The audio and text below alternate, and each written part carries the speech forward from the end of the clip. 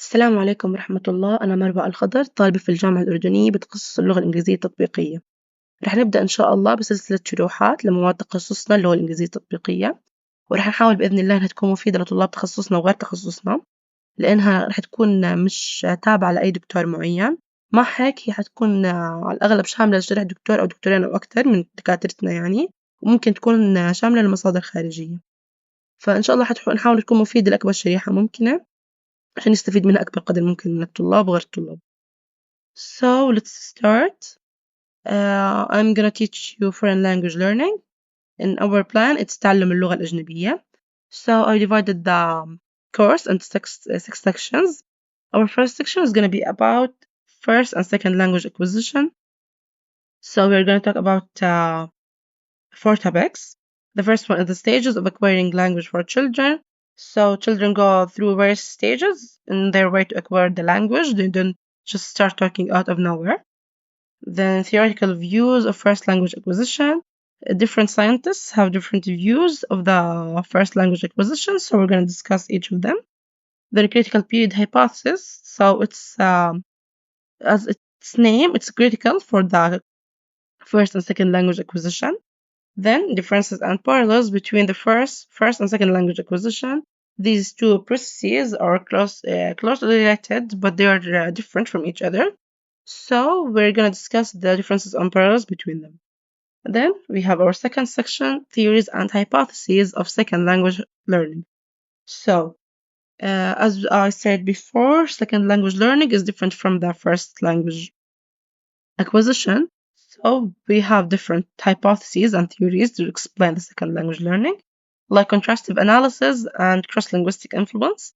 These two topics are related to each other, and so we're going to discuss them after each other to link them. So then we have error analysis and universal grammar. These two are different theories.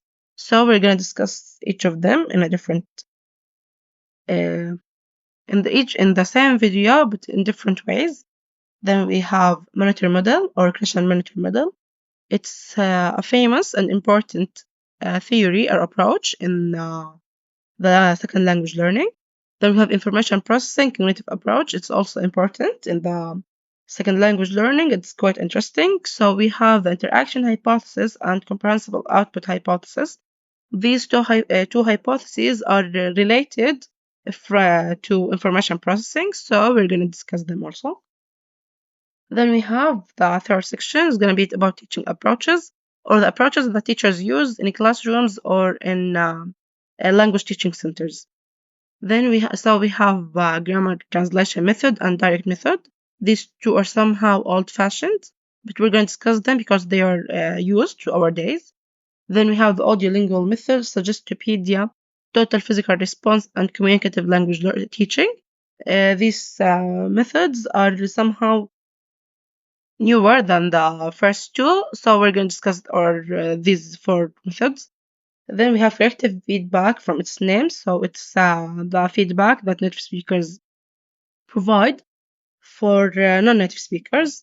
Then we have common issues in classrooms, so these are issues or mistakes that teachers may make in a classroom that may hinder the teaching process. Then we have section 4, common processes and influences. These influences or processes, perhaps all of us have gone through. So, but we might not be aware of it. So we're gonna talk about overgeneralization when children or even adults overgeneralize rules when they are not applicable. Markedness, there are marked and unmarked things in language. So we're gonna discuss these terms. Developmental sequences and formulaic sequences. These sequences are important, so we're going to talk about the sequences that learners go through. Then we have facilization and avoidance. These two are somehow issues that learners may go through, so we're going to discuss each of them. Then section 5, second language development across linguistic subareas.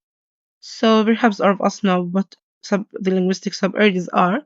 So there are different sub-areas, but we're going to talk about only phonology, vocabulary, and syntax. And we're going to talk about sociolinguistic variations, so how language, how society, and our environment affect our language. Then our last section is individual differences. So how do you think that individual differences affect our language learning?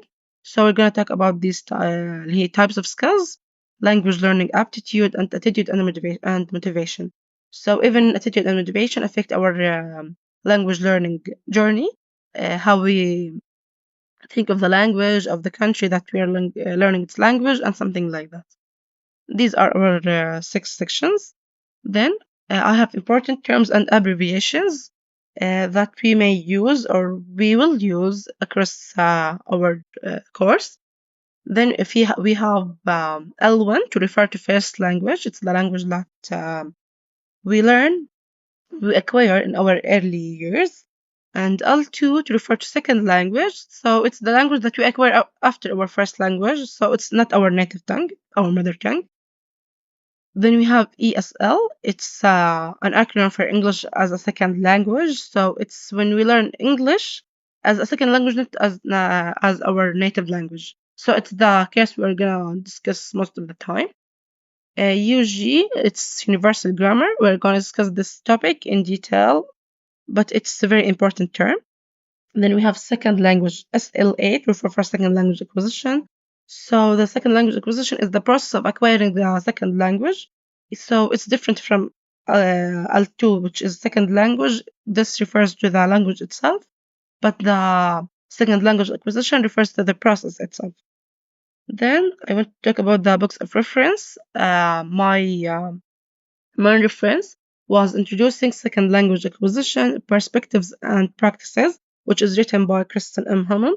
This book was my main book of reference, so most of our information is from here. But there is a book that is closely related to what we are talking about. So it's Introducing Second Language Acquisition, which is written by Maria Stovall. So this book is I didn't take much information from it, but if you want to look at these books, I will put them in the descriptions. So that's all I'm gonna talk about. Thanks for watching, and inshallah, I'll see you soon in our first lecture.